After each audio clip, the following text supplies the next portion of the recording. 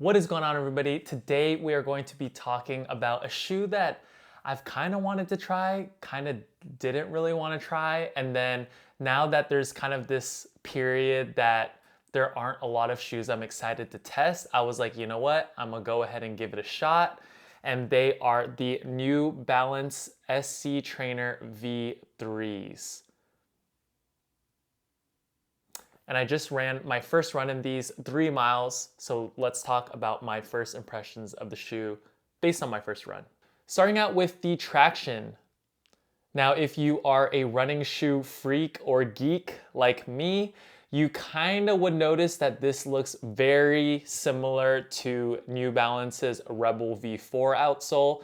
And so far, I mean, since it's raining in LA, I actually didn't want to get these too dirty just because the upper is very nice right now and it's nice and clean. So I actually ran indoors on the treadmill for those 3 miles. And for the traction, I mean, kind of hard to say, on treadmill, like I don't think you're slipping in any running shoe, so don't really have any thoughts on the traction just yet, but if they are anything like the Rebel V4, they should be pretty good when it comes to traction. I'm just not too sure about the durability as it is a softer rubber, and I think that the outsole pattern itself doesn't look to be too durable, but it looks to provide pretty good grip. So we'll see about how the traction holds up. I think that this traction pattern might struggle when it comes to trails or when it comes to maybe sand on the road or debris on the road.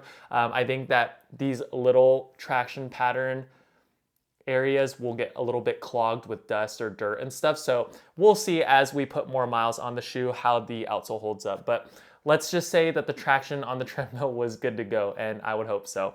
Now moving on to the cushion setup of the SC Trainer V3, we have a full length New Balance Fuel Cell midsole. I believe this one does have a little bit of PIBA in that blend for the fuel cell. And there is a forked carbon fiber plate in this shoe. I believe forked just means that instead of like a full length one, there's like a little 2-prong plate. I'm guessing. And then the stack height of the shoe heel is going to have 40 millimeters of stack height, dropping to 34 millimeters of stack height in the forefoot, giving it a 6 millimeter heel to toe drop. And there is a gentle little rocker for the shoe. Now, how did this shoe feel on the first 3-mile run? Well, first of all, my 3-mile run, the first mile was kind of like a warm-up mile. I did around 10 minutes per mile pace, which is for me like kind of my easy pace. Then I picked it up kind of, I guess, quickly to like a 9:20 to 9:15 pace, which is approaching my marathon pace. My marathon pace is around 9 minutes per mile, maybe a little bit slower than that, but yeah, so 9:15, 9:20, the shoes felt pretty decent. And then my last mile, I think I ran like a 8:45 or 8:50, which is a little bit faster than what my marathon pace would be. So that's just to give you guys a little bit of a background on kind of what miles I ran in the first run in the shoe in. And to be honest, I felt like when I was running slower the first mile, I did feel that the shoe was very soft and very cushioned. As you can see, the midsole is pretty thick. And when you touch the midsole or you squeeze the midsole, there is a lot of give to it. So I was expecting a softer foam. Now, I did not feel the carbon fiber pronged plate until I started picking up the pace in mile 2 and mile 3. That's where I felt the shoe kind of firmed up a bit. And I think that it's interesting that this midsole is very soft and kind of a higher stack height. With the plate, I think that the plate is more of a dampening or stability plate. I don't think that this shoe is super aggressive like some other plated shoes. The one that comes to my mind and one of my favorites is the Zoom Fly 6 from Nike.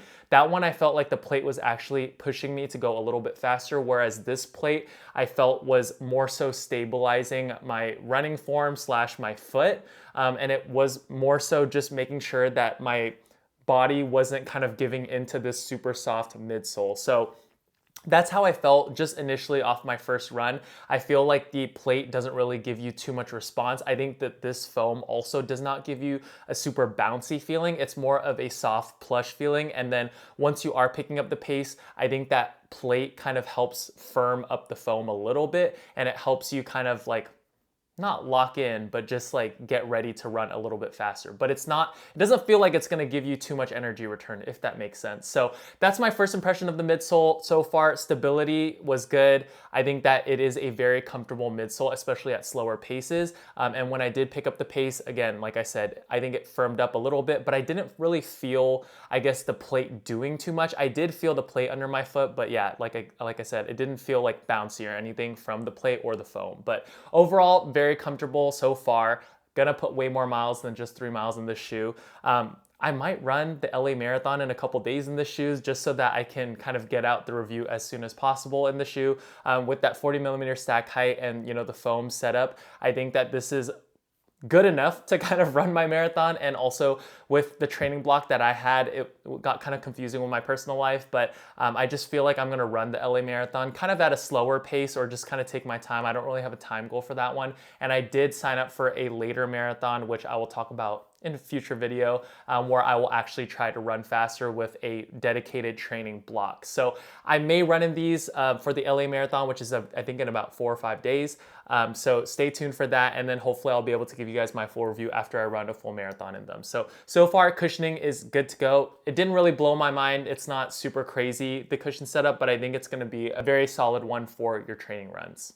Now moving on to the upper, last but not least. So I did go half a size down in this shoe. I do feel that it runs similar to the New Balance Rebel V4. And if you don't have the Rebel V4 or haven't tried on the Rebel V4, I think that this shoe runs a little bit big. I typically wear a size 12. I have a wider than average foot. And even with the wider than average foot, I still felt comfortable going half a size down because the width of the shoe was perfectly fine. I think the volume, there was still enough volume in the forefoot for my wider feet. And the length, maybe it is a touch shorter than what I'm used to in my normal size 12, but it didn't bother me too much. So if you do have a narrow to normal foot, I think you should definitely go half size down. And I think if you have a wider foot, you might want to try on the shoe, but I comfortably could fit my foot into a half size down. And as for the rest of the fit, I think that the heel lockdown so far, maybe I have to break in the upper, but I'm having a little bit of issues with getting some nice heel lockdown. It does feel semi-locked in, but it doesn't feel like that one-to-one fit that I personally really like in running shoes, especially if I'm racing in them or running long runs in them. I definitely want my heel more secured. So we'll see if the upper breaks in and the heel lockdown gets better. But from a material standpoint, the upper feels very nice. I would say that it does say Phantom Fit just like the Rebel V4, but in my opinion, this one feels a lot more premium. Well, for the price, I would hope so. And it feels more like a knitted, or like, I guess, a really soft mesh mixed with kind of like that plasticky feel that you got in the Rebel V4, mixed with a pretty nice heel collar that's made out of like this softer material. It's not a suede, but it's kind of like maybe like a cotton or something. And then the tongue also has a gusseted tongue, or there is a gusseted tongue, which is kind of like knitted, or I don't know. I just really like the materials on this upper a lot more than the Rebel V4's upper. Obviously, this is a more expensive shoe, but I think that the Phantom Fit material feels very nice, and also it feels very lightweight on the foot and very good breathability, which is both characteristics that also come from the Rebel V4. So in conclusion, from my first run review, I feel like this is kind of the supercharged Rebel V4. It kind of fits the same, so beware of the sizing if you are interested in this shoe. Like I said, I personally went half size down and didn't have any issues, but I would recommend you try on the shoe. The rubber outsole is basically exactly the same as the Rebel V4. I would say that the only major change is the nicer materials maybe on the upper of the SC Trainer V3 and the bigger midsole, as well as that pronged or forked carbon plate in the midsole. So that's gonna wrap up my first run review on the New Balance SC Trainer V3. From a first impression standpoint, when I'm thinking about other super trainers on the market, and I'm not including like the super trainers, kind of like the Super Blast 2 or the Brooks Glycerin Max or the Hoka Skyward X, like the ones that have over 40mm of stack height, I'm thinking more so the Zoom Fly 6 or the Magic Speed 4s, the Brooks Hyperion Max 2s, those types of shoes.